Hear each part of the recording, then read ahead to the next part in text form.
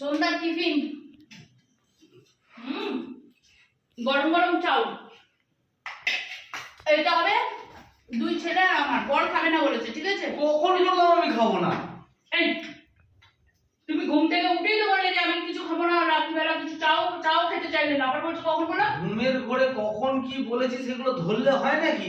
আর আমি তো বাচ্চা ছেলে ঘুমের ঘরে কি বলবো সেটা ধ্যান দেওয়ার দরকারই নেই।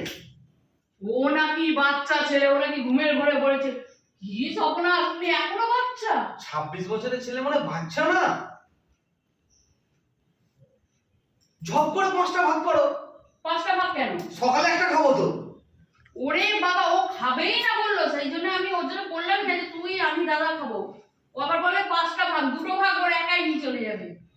কচি ছেলে, বাচ্চা ছেলে, রাখো দেখিনি। না না, ও সারা জল খেলে রম্বল হয় তোমাদের, হ্যাঁ, খেতে পারবে না বেকার। ওরা কচি বাচ্চা, ওদের অমল হয়।